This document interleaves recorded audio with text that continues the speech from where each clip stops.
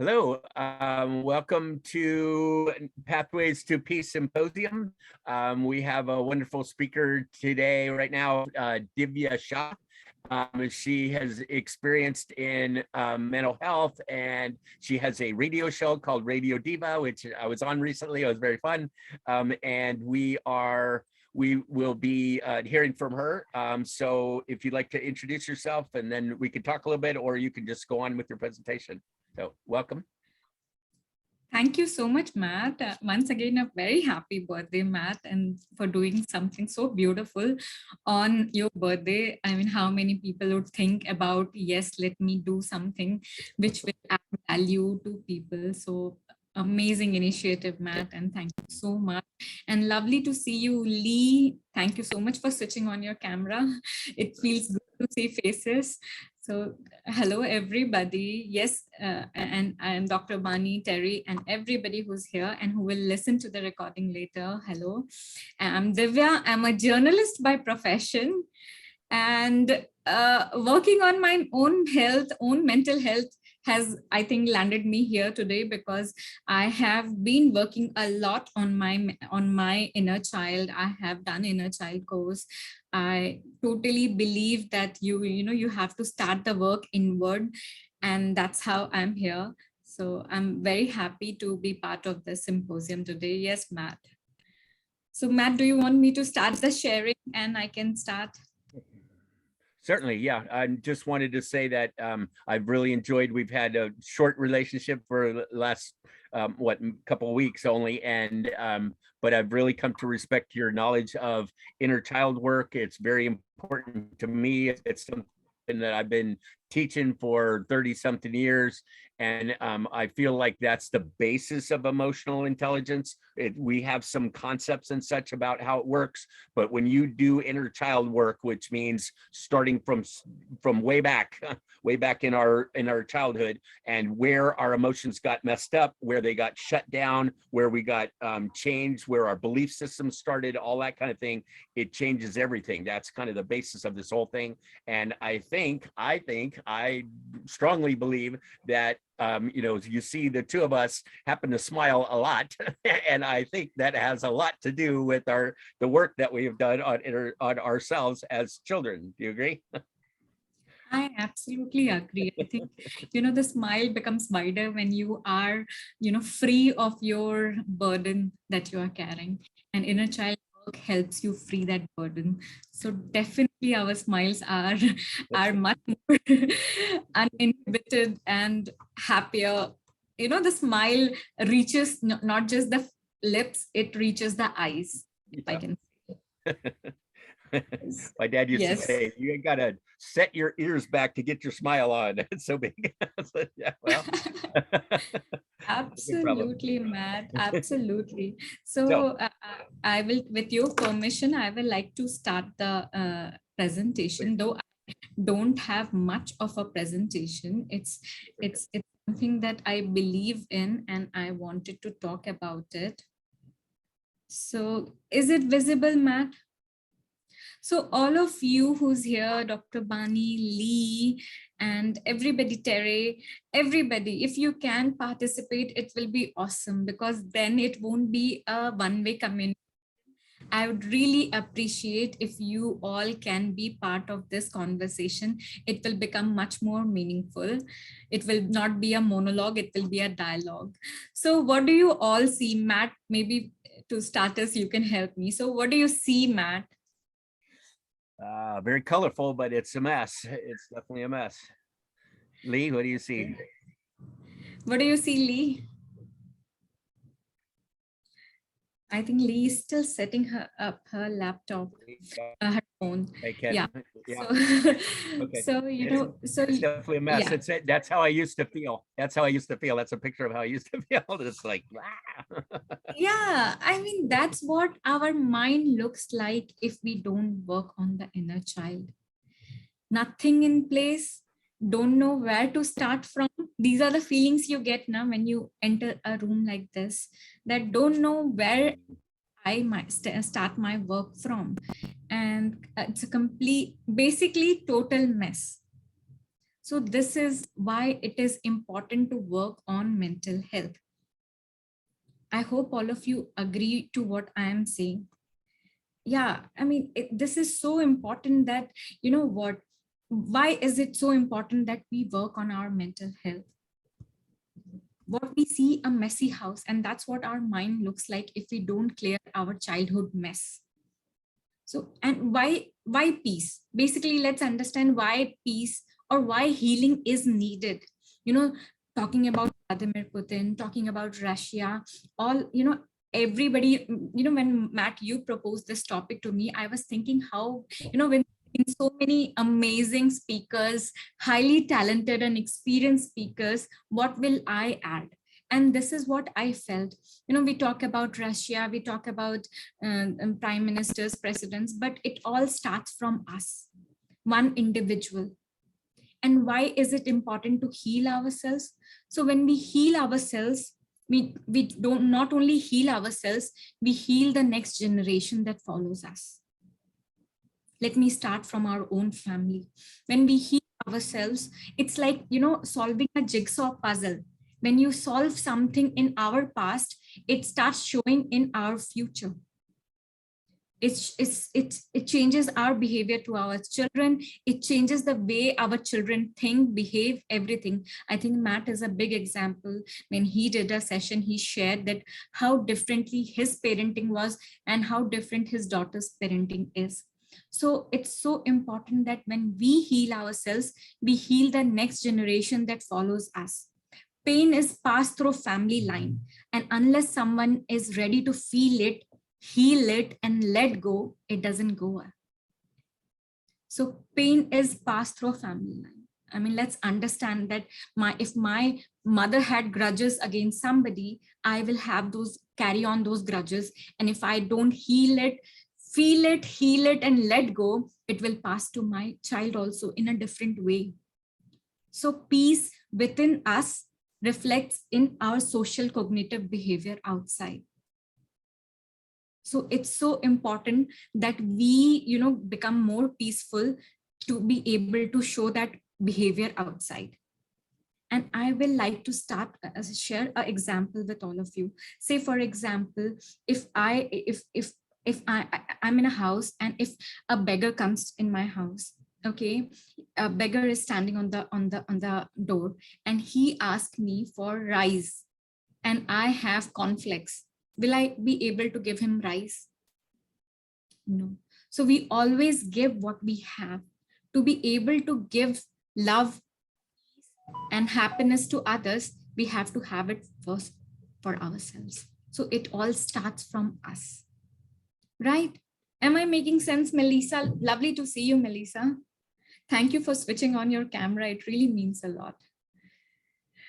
Yeah, so let's go to the second slide. I hope I'm making sense. You all can put, you know, you can ask your questions, you can put your, you know, whatever you want to say, you can put it in the chat box and we will have a discussion definitely. Okay, so this is me. Okay, now you will be happy to know that I'm not a psychologist as such. I am a journalist. Okay, so these are the two international awards that I had received. One is a UN award and one is, as it shows, Transparency International. And in the middle photograph, it's me carrying the mic. So everything looks so perfect. I belong to a small town of India, but I came to the capital city of India with the dream of, you know, helping people, doing social work. And I landed up doing that. So I was a journalist who used to go to, you know, villages, to ghettos, to smaller, you know, you name the village, I'll be going there to do my work. So I was not a 5-star hotel correspondent, I chasing film stars or politicians. I was a slum journalist, let me put it like that. I was a slum journalist, a village journalist, reporting about a story of a man not getting pension, reporting about a student being molested by her teacher and how she took up the courage to go to police station. So I was doing basically the work that made me happy, but I was not happy. So, it comes with this, ki I was not happy. I was still smiling, but the smile was not reaching my eyes. So it's not that people with inner child trauma, they roam around with, they are going with badges. They don't have badges key, okay, or some tiara or something, a thorn tiara that, okay, I have had pain in my life. They have had pain in their life and they still go on and they still move on. They don't identify, they don't understand that something has to be fixed for them to get the real happiness and get that real peace. Basically, the healing has to happen. So I hope I'm making sense to, whatever I'm saying. I hope you are able to understand. So, there is a baggage that has to be done away with. So I'll give you an example of a two people running a race. One person is carrying a 10 kg weight on his head, and one is running without any weight. Do you think will be faster? The one with the weight or without the weight, Melissa? You are on mute, but I get it. The one without weight, right? Okay. Okay. Thank you so much, Melissa. So you know what? It's like the moment we remove the weight of our trauma, we can run much faster. We can achieve much more. So that's why that healing is important. That inner peace is important. Now it's, dots are connecting and it's making sense. Okay. Definitely. Yes. So how did I manage to do that? I always think I quote any story on this world, but no other story I will be more convinced than my own story. So this is me, if you can see. This is me as a 3-year-old. This is me as a 4-year-old. Lee, if you can hear me and if you can see, this is okay. I think Lee's audio is still not connected, but yes, Melissa, Matt. So Yeah. this is the child me. So the earlier image I showed you with a mic, Divya. So I look confident, but I was not confident. I used to tremble with that mic in my hand. I had so much of anxiety, so much of nervousness in me. I was not a confident person. My all my colleagues, my senior always told me, Divya, you did the best of the stories. There was a lady who was doing her PhD from the University of Washington in US, and she was doing on the show that I was working on. Her PhD subject was that. And when she came from US to India, all the way, all my 3 seniors, they sent her to me that if you want to know about citizen journalist show, that's what it was called. If you want to know about it, you have to talk to Divya. So I did some incredible work, but I was not a confident person. I used to tremble with this mic. And where the origins were. So these are my 3 or 4 child. But as an 8-year-old, when I was, there was a festival that was happening in my house, and I was all dressed up in a beautiful sweater, and I was standing, and there were firecrackers that my cousins and relatives were burning. And I was warning, I saw a bus coming. So I warned one of my relative that, bhaiya, elder brother, you have to come side because there is a bus which is coming. And that bus, the driver was drunk. He, instead of hitting my brother, it hit me as a 8-year-old. And I have this mark, if you can see, and I have a little patch on my hair, which doesn't have hair, a small patch. But I am survived. Best part, I am happy I'm here, survived. So what happened? With the fear of this incident, I was an 8-year-old child and I pooped in my pant. With this, I was so scared with this bus accident that I pooped in my pant. And for 15-20 days, I was in the hospital. So before the accident happened, in my school, we were preparing for a function in the school, the annual day function. And I was one of the participants.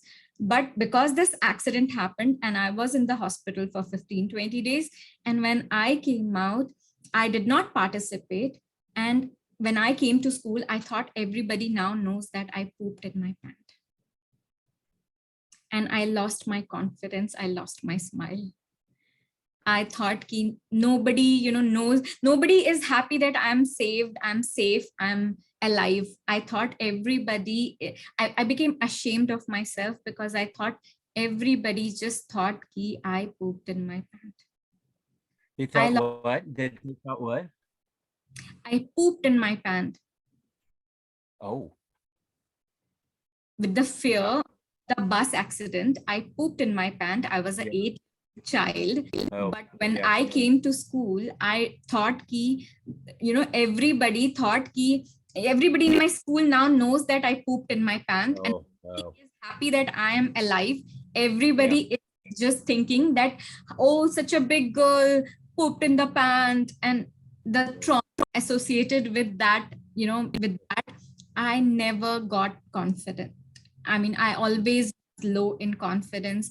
I was scared. I was anxious all through my life till few years. None of my parents, none of my teachers ever got to know. People would think I was an introvert, but I was not an introvert. I was a happy, confident child before this incident. And that's the reason why when I did inner child healing, let me tell you, Matt, I did not heal then also. It took me years to understand.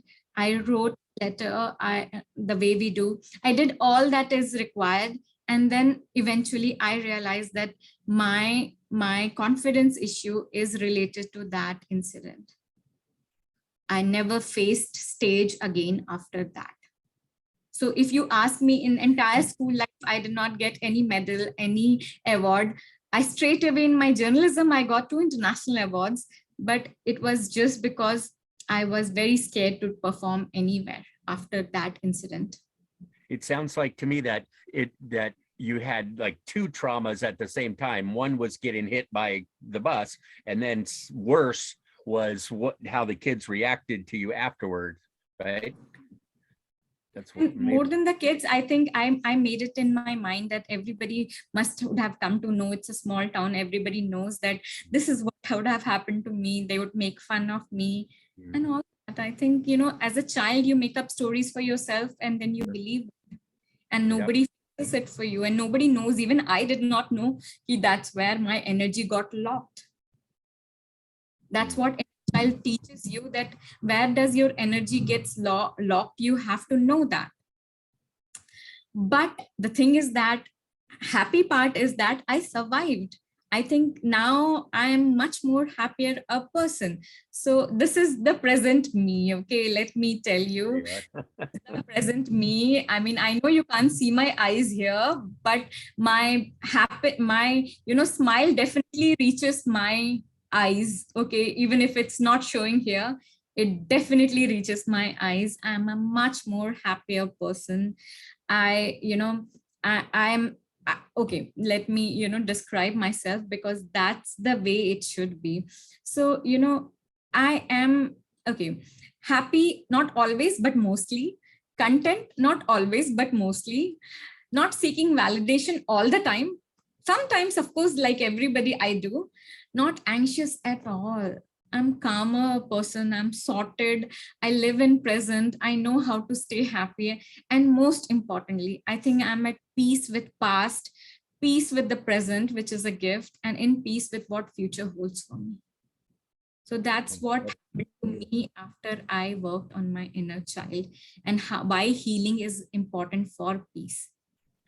Do you mind giving a little more specifics about how did you get from the bus to the smile? From shame, it sounds like shame, to where you were able that I will and that's what I come from, because I mean that's what is my next slide about. Oh, okay. Sorry. Okay. Yeah, no, thank you so much, Matt, because I really wanted to come with my story, because that's what I will be able to talk with conviction. I knew that. So for anybody and everybody who wants to work on inner child, I think the signs to watch out for is unnecessary anger. If it's hot, it's too hot. If it's cold, it's too cold. We have that like, okay, in summers it will be hot, in winters it will be cold. When we have issues with anything and everything, that means there is anger, there is bottled up emotions in us, there is anxiety, unnecessary worrying about things, there is self-doubt all the time, there is dissatisfaction, there is this internal conflict. When we get into conflict with everybody, that person is going through internal conflict. It's as simple as it can be, and definitely not at peace. So I think these are the signs one everybody has to watch out for, and there might be more signs. So you might have one sign, you might have none of them, but still you might have issues which needs to be dealt with. So healing is important. So these are the signs to watch out for. So the way I did it is 3 A's and L, what I called. I first acknowledged that yes, there is some work that is required. I accepted that this is my past was, and I'm okay with it. I assured myself that it's going to be fine. And I started loving myself. I actually fell in love with myself. So I mean, this is how I worked on it. Let me explain you further. So the first point that I spoke about is acknowledge.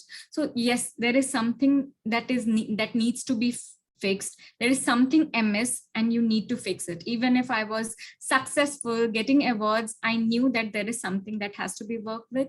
Then come acceptance. Acceptance is a great tool to start the healing process. Matt will agree to it.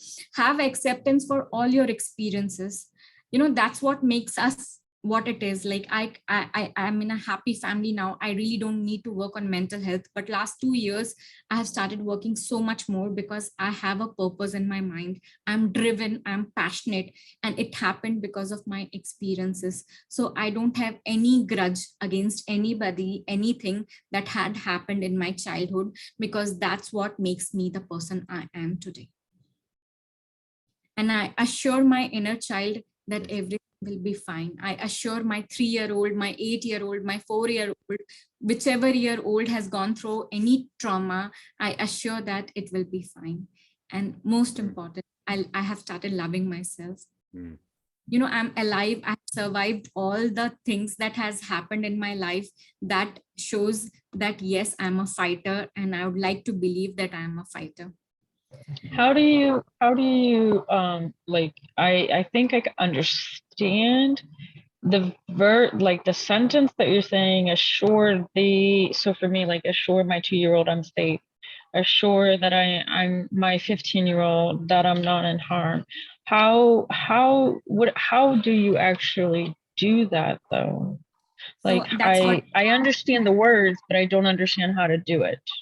So that's what is my next slide about, Melissa. Okay. Good question, though. Yeah, but very good question, Melissa, because you know what, it's always has to be practical. Saying something and how to go about doing it is also very important. So these are the things that I implemented in my life, Melissa, and it really brought about a change.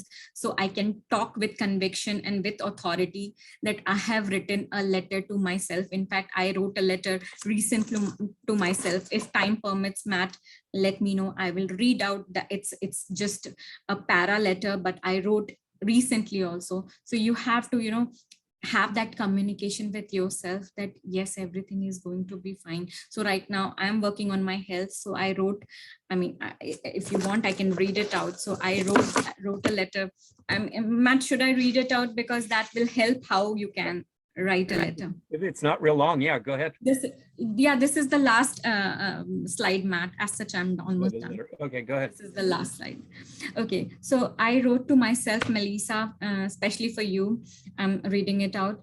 Dear Divya, I know you're struggling and you are not happy with your health issues. I know you want to be on your foot again. I'm scared from inside. You don't end up losing the lust for life like your mother did. But trust me, your hard work will pay. You will be victorious. Divya, I know you hate being confused, but you have to realize confusion is good. It keeps you alive and kicking. Divya, you are good, your intentions are good, and that's what matters. You have endured so much struggle as a child, as a grown-up, and still you are not bitter. That makes me proud of you. I love you for reaching where you have reached. So this was a letter that I wrote recently to myself. Thank you for sharing that. Yeah. That's beautiful. Yeah, most welcome. So, okay. So this was the first. It's gonna be okay. Yeah. And I love you and you're okay. Yeah. That's really neat. Yeah, and I'm not bitter despite all, I'm sharing just one incident I did share with Matt.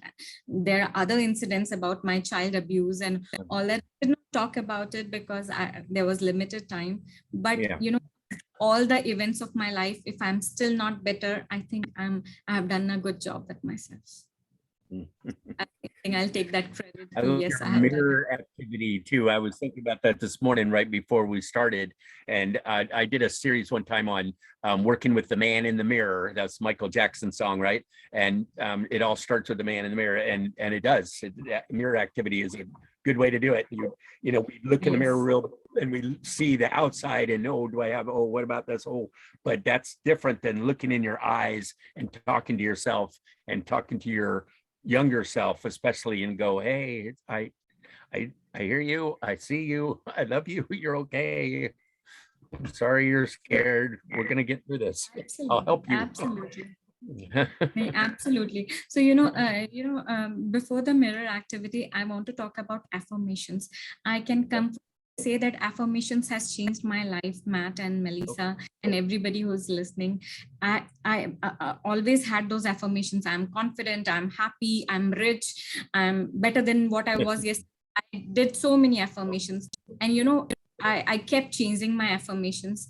But at last, what affirmation I stuck to and which is changing my life, I would love to share with all of you, because my latest affirmation is I love, accept, and respect myself totally.